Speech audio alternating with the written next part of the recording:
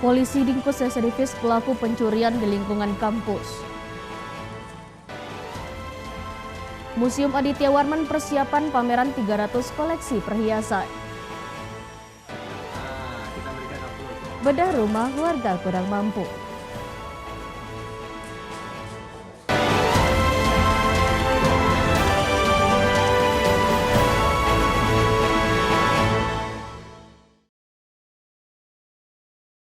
Assalamualaikum warahmatullahi wabarakatuh. Selamat pagi pemirsa. Berinformasi telah kami siapkan untuk Anda dalam iNews Sumatera Barat. Bersama saya Asar Fania, kita ikuti informasi selengkapnya.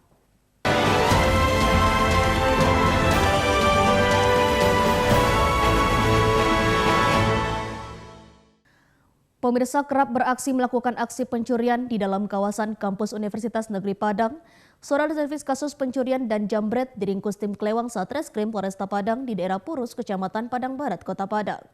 Dari tangan pelaku, petugas berhasil mengamankan sejumlah barang bukti mesin las dan mesin bor milik kampus yang hendak dijual ke penadah. Setelah mengetahui keberadaan pelaku yang berinisial RK tengah melakukan aksi transaksi jual beli barang curian di depan rumahnya di daerah Purus, Kecamatan Padang Barat, Kota Padang, tim Klewang dari Satreskrim Polresta Padang bergerak cepat dan meringkus tersangka yang tengah melakukan transaksi jual beli mesin las. Saat dibekuk polisi, tersangka berusaha melakukan perlawanan dan menolak diamankan ke mobil petugas. Tersangka RK merupakan seorang residivis kasus pencurian dan jambret yang baru saja keluar dari Lembaga Pemasyarakatan Kelas 2A Padang yang selama ini kerap beraksi melakukan aksi pencurian dalam lingkungan kampus Universitas Negeri Padang. Dari tersangka, petugas turut mengamankan sejumlah barang bukti berupa mesin las listrik dan mesin bor senilai 20 juta rupiah. Bersama barang bukti, tersangka digelandang ke Mapolresta Padang guna menjalani proses hukum lebih lanjut. Kepada polisi, tersangka mengaku menjual barang curian tersebut kepada bandar narkoba dengan sistem barter dengan sabu. Atas perbuatannya, tersangka dijerat dengan pasal 363 KUHP tentang pencurian dengan pemberatan dengan ancaman hukuman minimal 5 tahun penjara. Ya, jadi untuk kronologis penangkapan pelaku pencurian dengan pemberatan, kami mendapatkan informasi bahwa pelaku pencurian atau alat-alat tukang seperti bor dan mesin las sedang berada di seputaran daerah Taplau. Kemudian kami dengan tim langsung mengejar pelaku seperti yang diinformasikan berada di suatu tempat mau transaksi jual beli barang bukti yang sudah dicuri. Jadi langsung kami amankan di seputaran daerah Purus 5. Pelaku melakukan pencurian di kampus UNP Air Tawar. Jadi untuk pelaku juga merupakan sudah residivis, sudah berulang kali melakukan kejahatan pencurian dengan pemberatannya.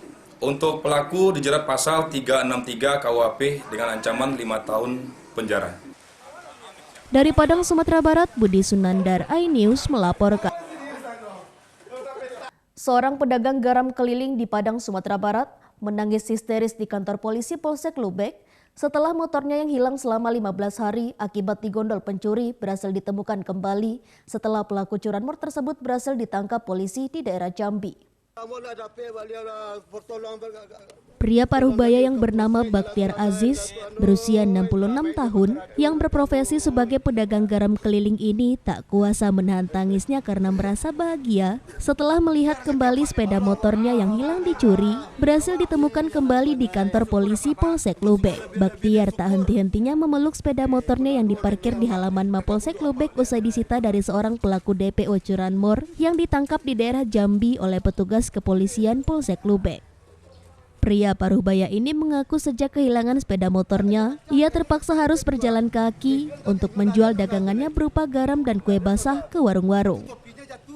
Ia pun bersyukur motor kesayangannya akhirnya berhasil kembali berkat usaha keras petugas kepolisian. Bahkan sebelumnya ia mengaku pesimis motornya tak akan kembali usai dicuri karena sebagian warga melarang melapor kehilangan ke kantor polisi karena dianggap sia-sia. Dia terharu ambo Pak, onda mau kau hilang untuk bersahur ambo, untuk mengadai garam, membutatang kue. Onda mau kini jalan kaki mo Pak. Di pertolongan ke polsek, Padang Timur juga Bagaluang berhasil membantu ditangkap dia dapat beliau Pak. Alhamdulillah, terima kasih Pak Polisi yang telah menolong hamba dari sengsara, bisa hamba bahagia balik Pak. Oi, Pak. Hamba senang bahagia Pak. Senang bahagia sekali hamba. Mana senang bahagia sekali hamba.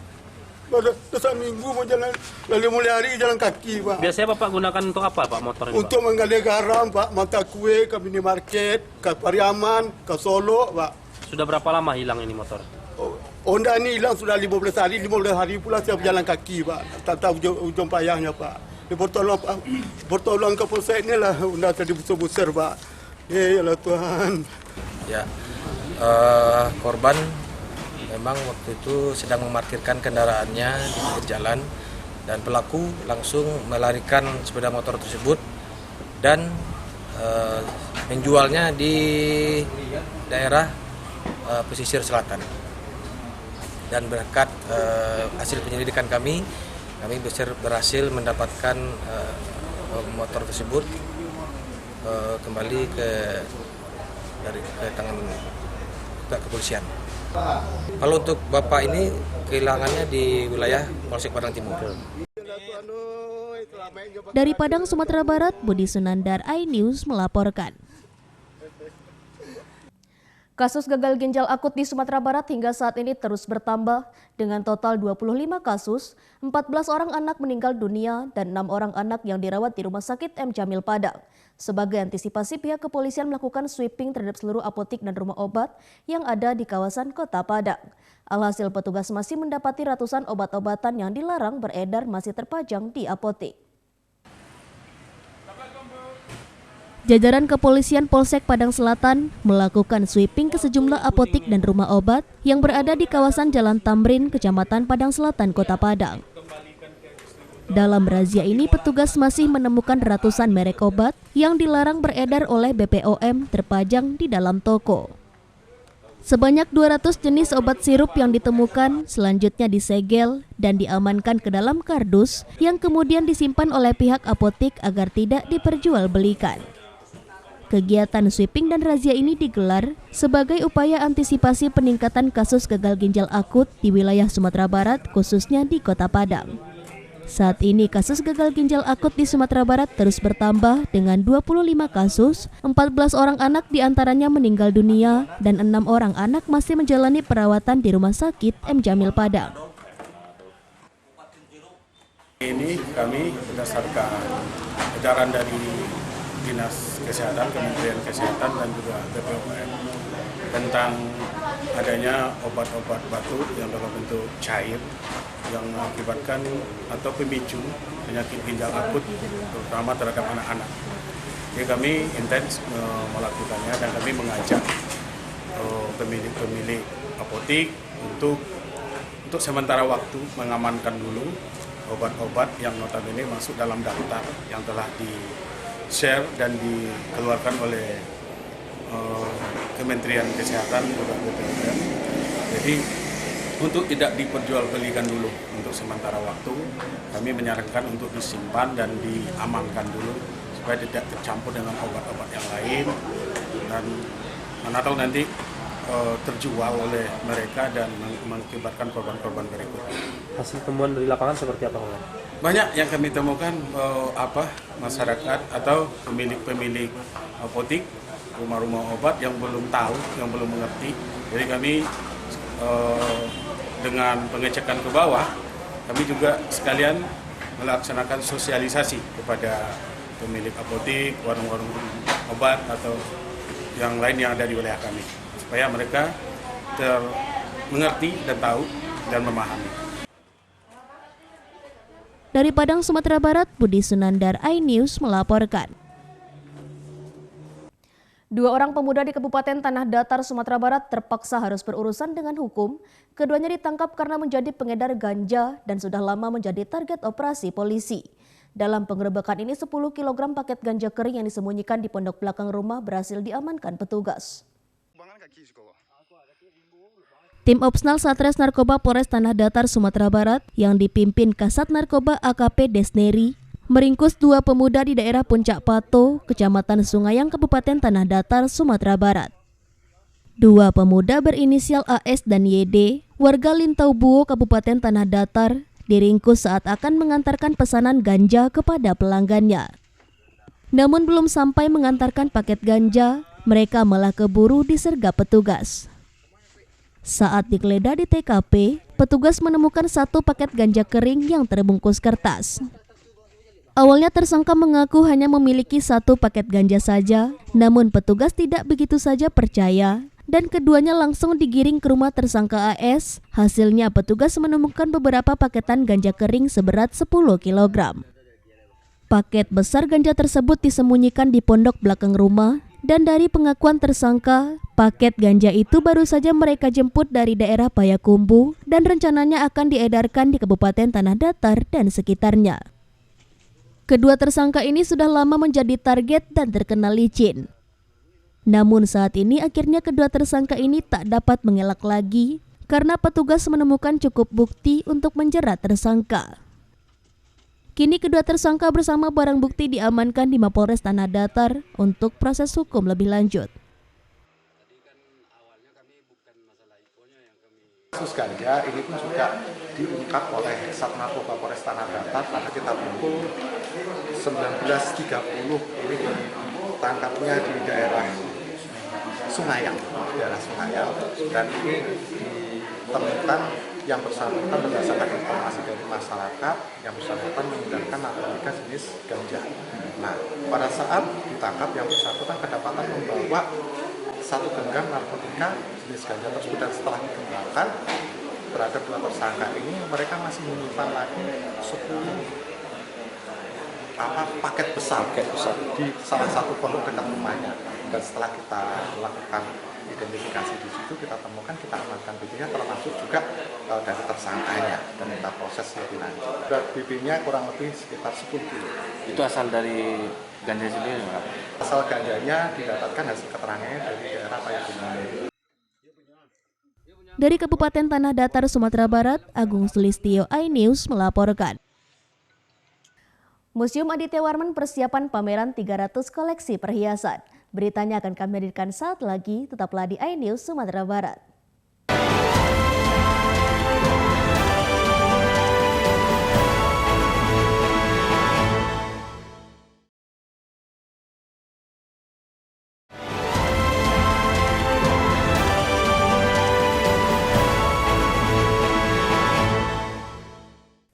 Pemirsa, Museum Aditya Warman mempersiapkan 300 koleksi perhiasan dari hasil kerajinan budaya tambang yang akan dipamerkan di Museum Aditya Warman dimulai pada tanggal 26 Oktober 2022.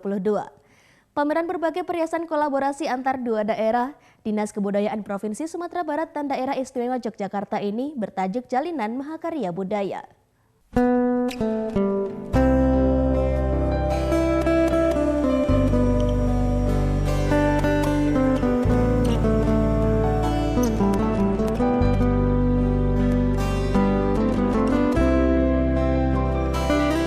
Bagi masyarakat Provinsi Sumatera Barat yang ingin melihat langsung berbagai kerajinan perhiasan emas dan perak dari Sumatera Barat dan Daerah Istimewa Yogyakarta, silakan saja kunjungi ruang utama pameran lantai 1 Museum Aditya Warman di Kota Padang mulai pada Rabu 26 Oktober 2022.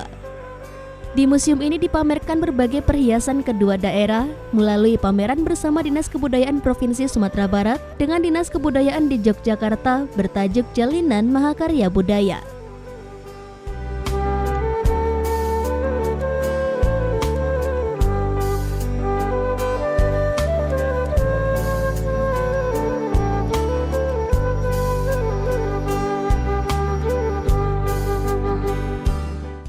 Kepala UPTD Museum Aditya Warman Dinas Kebudayaan Provinsi Sumatera Barat Dewi Ria mengatakan, pameran bersama kerajinan karya budaya hasil tambang tersebut juga mengundang Dekranasta Sumbar, DKOW, Bundokanduang, komunitas seni dan budaya, serta sejarawan. Dewi mengungkapkan, saat ini Museum Aditya Warman memiliki 300 koleksi perhiasan dan pada pameran nanti ada 90 koleksi perhiasan yang dipamerkan, terdiri dari 75 koleksi perhiasan dari Sumatera Barat dan 15 koleksi perhiasan dari museum di Yogyakarta. Perhiasan yang dipamerkan ada dari bahan emas 18 karat hingga 24 karat dan juga ada perhiasan berbahan perak dari Sumatera Barat. Perhiasannya berupa gelang, kalung, anting dan lainnya yang dipakai pengantin perempuan dan laki-laki di Minangkabau dari ujung kepala hingga ujung kaki. Dan perhiasan ini dipamerkan di ruang pameran. Untuk pengamanan lain, pameran perhiasan yang pertama kali digelar di museum tersebut dengan membatasi pengunjung yang hadir di ruang pameran. Selain itu, pintu utama yang berbahan kaca diganti dengan pintu berbahan besi. Dari Padang, Sumatera Barat, Budi Sunandar, iNews melaporkan.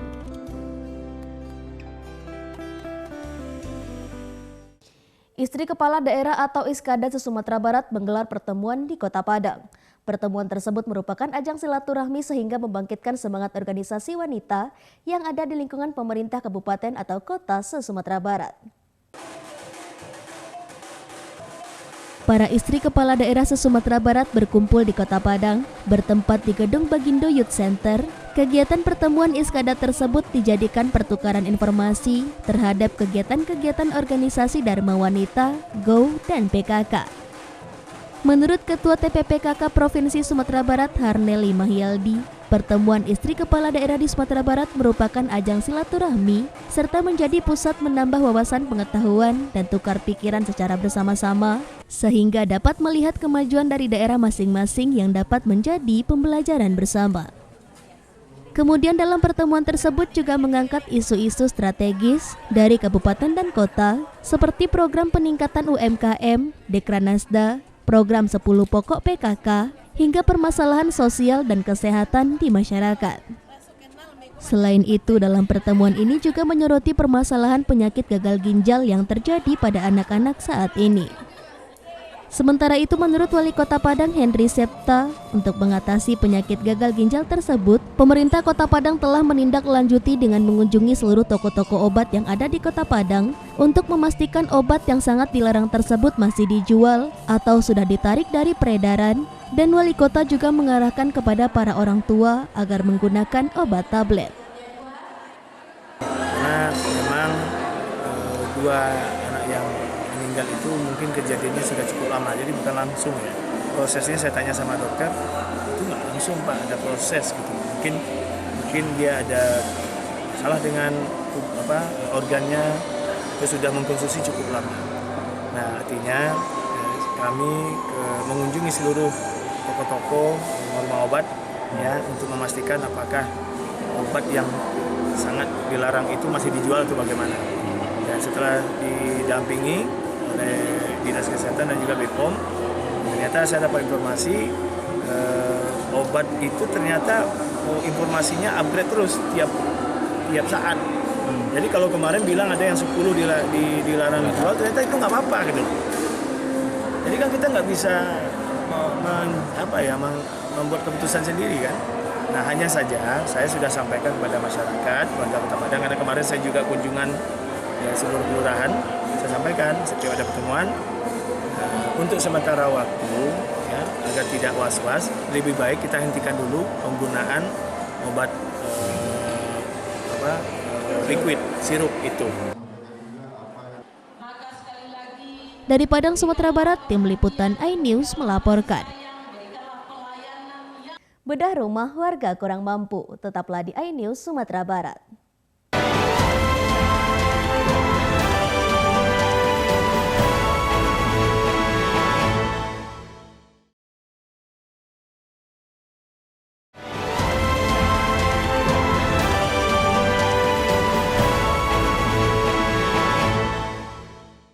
Pemirsa, masih banyaknya warga Padang Pariaman yang hidup di bawah garis kemiskinan. Sementara itu, penanggulangan yang terbatas dimiliki oleh pemerintah membuat warga harus badonce mengumpulkan uang untuk membantu sesama warga. Seperti bedah rumah yang dilakukan warga Nagari Awam Malintang berikut ini. Dari informasi ini sekaligus mengakhiri kebersamaan kita dalam iNews Sumatera Barat. Selalu gunakan masker, jaga kesehatan, dan selamat menjalankan aktivitas. Saya Asarfania, beserta segenap kru yang bertugas undur diri. Terima kasih atas perhatian Anda. Assalamualaikum warahmatullahi wabarakatuh dan sampai jumpa.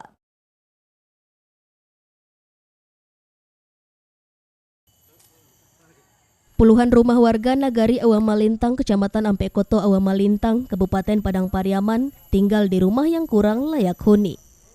Pasalnya rumah dengan lantai kasar bahkan berlantaikan tanah, dinding dan atap yang bocor masih menghantui mereka. Selain itu, sebagian besar rumah warga tersebut belum memiliki sanitasi yang baik seperti MCK. Menurut wali nagari setempat, kondisi ini sudah dialami warga bertahun-tahun lamanya. Untuk mengantisipasinya, pihak nagari pun berupaya mengatasi dengan memberdayakan masyarakat baik di rantau maupun yang ada di kampung. Dengan cara Badon C, salah satu rumah warga miskin di daerah Awamalintang tersebut bisa dibangun. Kondisi warga kita yang masih di bawah garis kemiskinan, terutama kendalanya masalah tempat tinggal. Sesama kita lihat, salah satu contoh rumah ini yang anyaman bambu dan dengan kondisi rumah yang atap yang sudah banyak bocor. Selain bantuan warga, dana untuk membangun rumah itu juga berasal dari Basnas setempat. Saat penyerahan, penerima bantuan mengucapkan ribuan terima kasih. Alhamdulillahirrahmanirrahim. Semoga oleh Pak Sekjan. Kita berikan aplaus. Alhamdulillah. Rumahnya dulu tidak layak nih. Saya sangat gembira sekali melihat keadaan rumah saya dengan keadaan sekarang ini. Dana bedah rumah untuk Ibu Darani ini kita menggalang donasi itu dari ranah maupun rantau. Jadi dengan adanya kebersamaan dari ranah dan rantau, maka bisalah kita membangun rumah Ibu Darani seperti yang kita lihat sekarang ini.